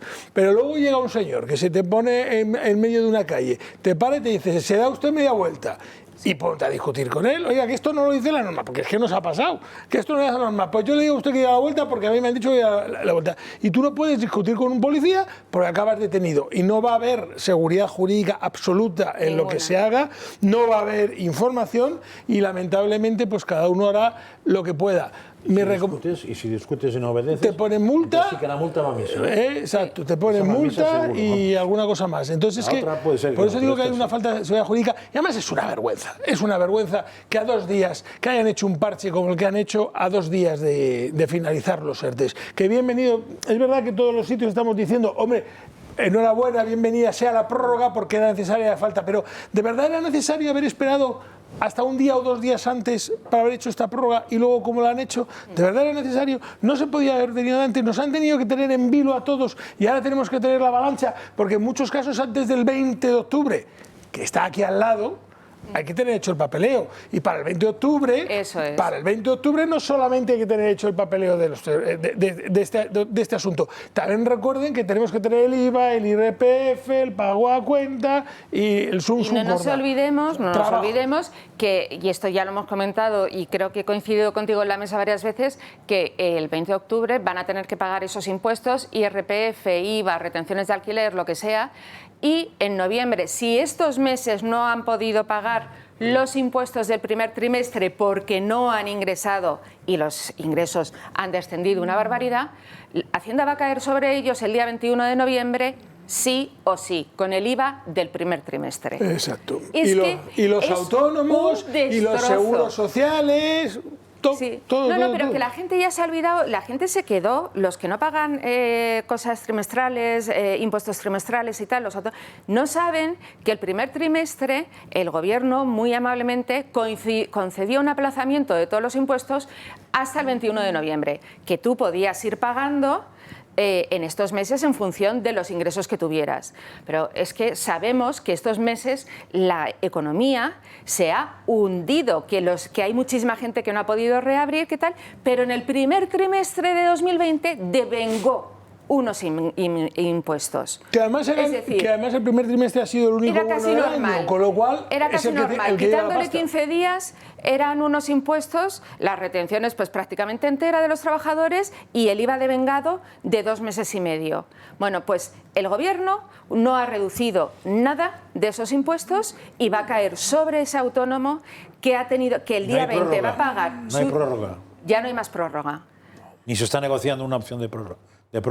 Que yo sepa, no. Pero si no nos la dan la del trimestre normal, ¿cómo nos van a dar esa? Se está pidiendo, pero no la van a dar. Bueno, les vamos a contar a todos los espectadores que ya se ha producido ese hecho del que estábamos pendientes, y es que la Comunidad de Madrid ya ha interpuesto recurso, ya tenemos acceso al recurso, enseguida les vamos a resumir algunos aspectos importantes. Ha pedido a la Audiencia Nacional suspender el cierre de Madrid por el impacto que tendría en la economía y también a nivel sanitario y laboral. Así que ahora pendientes... O cautelarísimamente, que es distinto. Eso me interesa a mí. Eso ya os lo dirá Julio, que entiende el recurso mucho mejor. Lo último que he oído es que lo dejaban... 48 horas. Sí. Si es cautelar, se va a publicar la norma de... la norma ministerial en el Boletín Oficial de la Comunidad de Madrid. Se va a publicar de momento, con lo cual entiendo que hasta que el juez se pronuncie... Pero si es cautelarísimo... Tienen que decidir mucho antes. ¿En 48 horas? En 48 horas, y se puede parar el confinamiento para el lunes, para que la gente... El lunes podría estar resuelto. Cuando he entrado, perdonad, que estabais comentando de la interrelación entre pueblos, ciudades y tal. Una de las llamadas que yo tenía ayer era de clientes que tienen gente... Cautelar, es decir, pues que no es tan paralizante, que la Audiencia Nacional contestará cuando le parezca. 15 días. Y una de las llamadas era la gente que me decía, Carmen, es que tengo clientes que me vienen de Alcorcón a un comercio en Madrid, que me vienen... Claro, es que Madrid, es que Alcorcón casi es un barrio de Madrid. Es que cerrar estrictamente Madrid es paralizar la región. Y luego el lío del tráfico, el lío de justificaciones. Fíjese, yo vengo de Las Rozas y yo vuelvo a Las Rozas. Pues tendré que justificar por qué entro y por qué salgo de la ciudad. Pero cuando vaya a ver a un cliente a Parla, tendré que justificar por qué voy. Mañana que tengo que ver a un cliente en Toledo, me va a tocar justificar por qué voy a Toledo. Sí, pero mientras justificas y no justificas, te vas a pasar bastantes horas en colas, esperando los controles. Me tiro el día en colas con el carnet en los dientes, para justificar los sitios donde voy. Cautelar es que sí piden la suspensión, ¿no? Sí, pero 15, pero tienen más son tiempo. los plazos. La cautelarísima son 48 horas. Sí. Y la Comunidad de Madrid ayer dijo que no la iba a pedir ante el asombro de propios extraños. Sí, no lo entiendo. Porque es la única que podía haber hecho que el lunes no hubiera inconveniente. La otra, como son 15 días, o han negociado con la Audiencia Nacional que van a correr, o si no, ¿para qué? Porque si no la pides tan urgente, das 15 días. Y yo no tengo claro confinamiento si son 14 días o 10, porque hace unos días se dijo que España aceptaba los 10 días. De momento 2 semanas. Pero hace unos días se hablaba de que aceptábamos la teoría de los 10 días que estaba imponiendo algún país europeo. Claro, si son 14, pues probablemente el día siguiente del confinamiento, como se llame, vendrá la Audiencia Nacional y dirá si era interesante o no. Está bien. La verdad es que para un país como este, estar en manos de estos incompetentes, insolventes, indolentes, es kafkiano. Realmente es kafkiano. Es una desgracia profunda. Pero muy importante. Ya me explicas esto a mí. ¿Por qué no abandonan ya? ¿Por qué no quieren? Y ¿dónde van, Julio? Recurrimos a un gobierno, yo lo llevo pidiendo toda la semana, un gobierno de técnicos. Es decir, que pongan a gente que tenga alguna experiencia en gestión, que tengan experiencia sanitaria, experiencia económica, y que sean capaces de interlocutar con aquellos que saben algo de cada uno de los sectores. Pero ¿por qué no ponen a gente preparada? O sea, ¿por qué tenemos que estar los pobres millones de españoles que en este momento estamos sufriendo el tener al frente de la gestión de esto a tíos que no tienen ni puñetera idea y que se mueven con criterios que no son de eficiencia, ni de eficacia, ni siquiera de honestidad o de justicia social, sino con criterios estrictamente políticos de la política con letras más pequeñas y más basura, que es conservar el poder y conservar sus privilegios, y siguen contratando gente, y siguen haciendo obras en el Congreso de los Diputados, y siguen sin acabar con las subvenciones, y siguen sin acabar con la inmigración ilegal, y siguen. Hemos tenido un nivel aquí de contagios porque han venido la gente en pateras, y hasta el 40-50% de los que venían en las pateras venían con COVID. ¿Dónde están esa gente? Están con rastreadores. No, están distribuidas por toda España. Porque yo les recomiendo, y vamos a prepararlo, el discurso que ha hecho el presidente de la República Francesa, Macron, en France 24, en Francia 24 horas, o sea, la televisión pública francesa, ha hecho un discurso memorable hablando de todas estas cosas. Ya les anuncio que Macron va a anunciar su inminente entrada en Vox, por todas las cosas que ha dicho. Y se las vamos a traducir. ¿Macron ha hecho un discurso de ese tipo? Francés, sí, y se las vamos a dar para que vean que las cosas que dice aquí Vox en España tienen muchísimo sentido, son muy razonables, y habrá que empezar a aplicarlas cuanto antes, porque si no, esto se va. Perdona, pregunto otra vez. ¿Macron o Sarkozy? ¿Macron? Sarkozy, ¿qué pinta? ¿Qué chentra Sarkozy? El discurso... ¿Cómo va a hacer un discurso sí, no, pero que le extraña hoy? más que Macron Macron. No. Sí, me acabas de dejar asombrado. Pues... más lo vas a estar cuando escuches el contenido del discurso. El tutelado por... Qué maldad, cuánta maldad y cuánto machismo. Necesitamos que ustedes nos llamen, porque necesitamos tener los medios para poder hacer cosas como esa, que es traducir un discurso, tener personas que lo doblen y que se lo podamos poner a su disposición. O el debate, como les dimos el otro día, de Donald Trump con Joe Biden en el primer debate de las elecciones norteamericanas, que también fuimos la única cadena que se lo puso a disposición de sus espectadores a las 3 de la mañana, y luego lo van a poder otra vez disfrutar el fin de semana.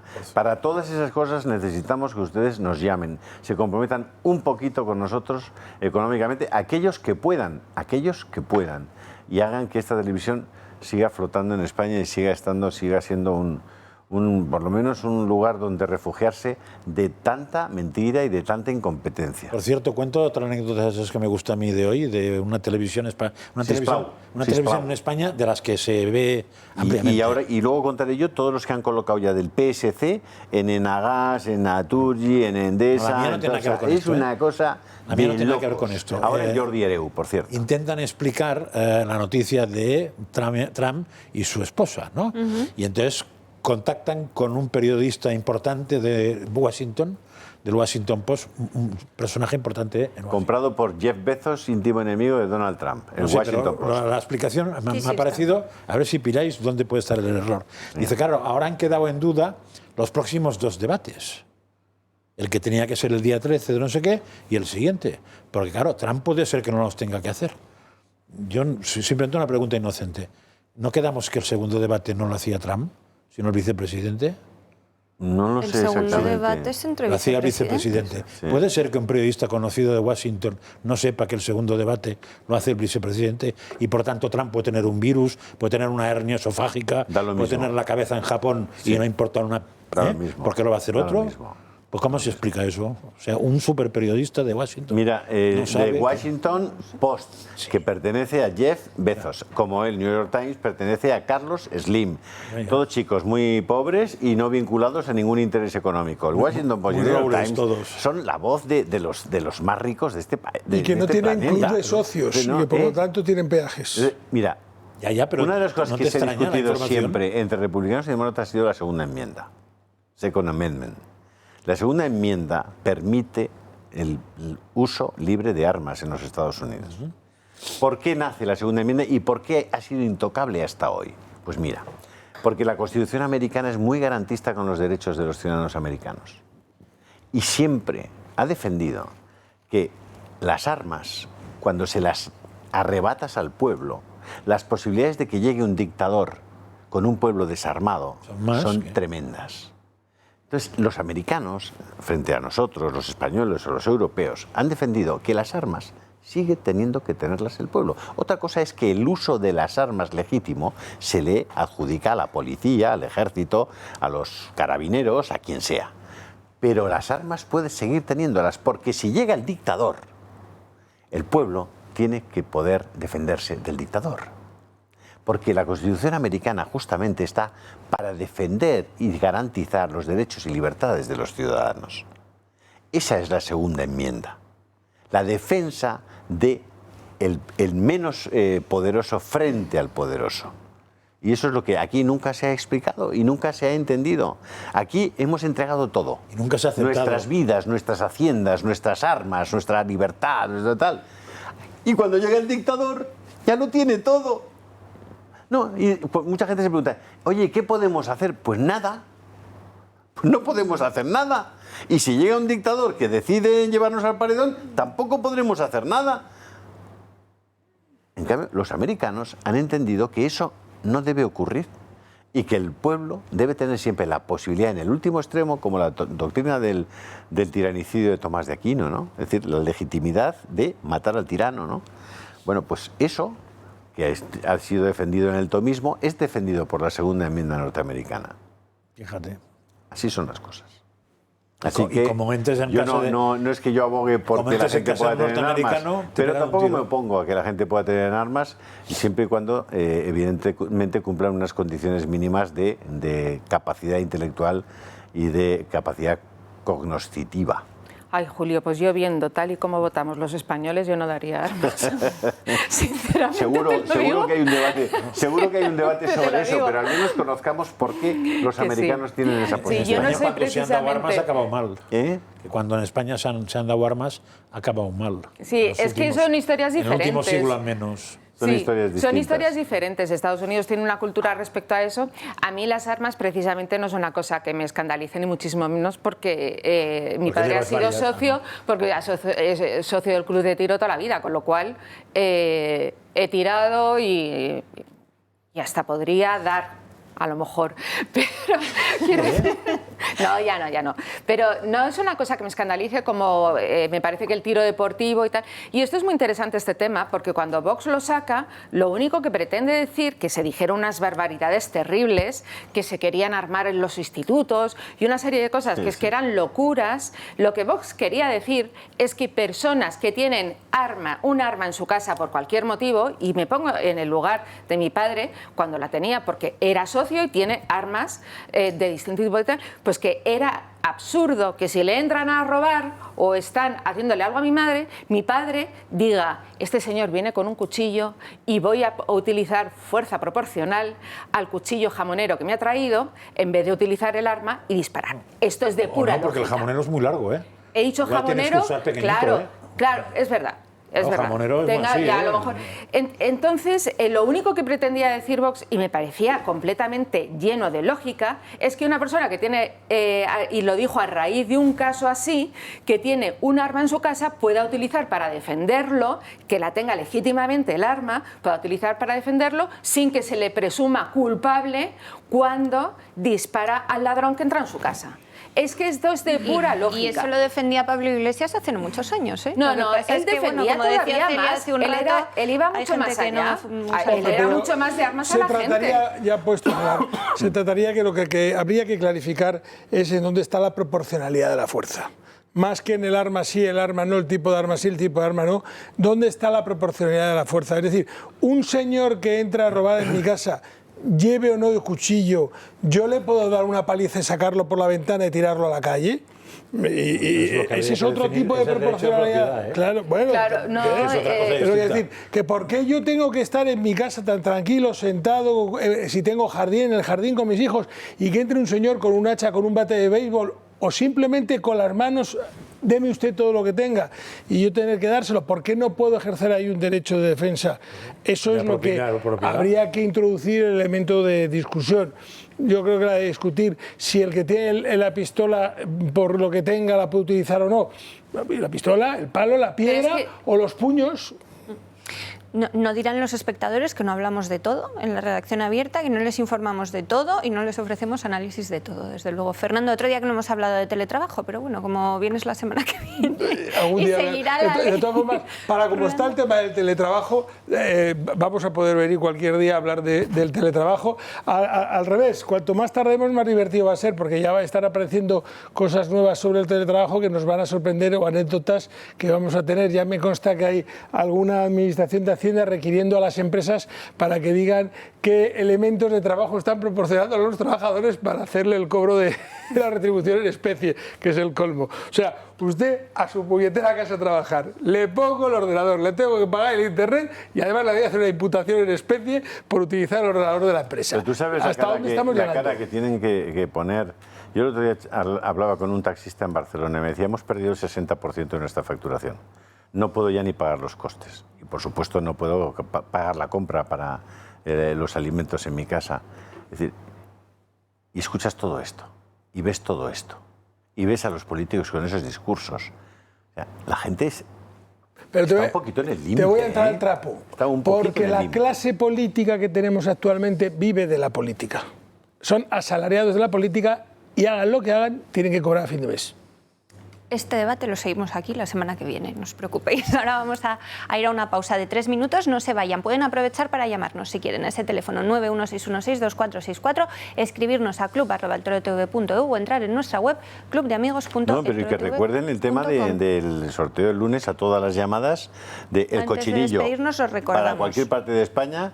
Y la comida o cena para 4 personas con Josean ahí en el Iyumbe de la Moraleja. Pues habla usted de cochinillo. Los lotes, pero creo que los voy a volver hora de comer. A esta hora de comer cochinillo. Una cena o una comida. Menos mal que no ha puesto la foto, porque si pone la foto ya. Comida porque cena me parece que si cierran a las 10. Y a la comida tampoco podrán ir si van de Madrid. No, bueno, no hablo de los de Madrid, claro, la gente de Madrid. Y los demás, pues les enviamos el cochinillo. Si le toca a alguien la comida del cochinillo y no puede venir, en representación estamos dispuestos a ir nosotros les enviamos el cochinillo a Tarragona, a Bilbao, donde sea. Volvemos enseguida, hasta ahora. Hasta ahora.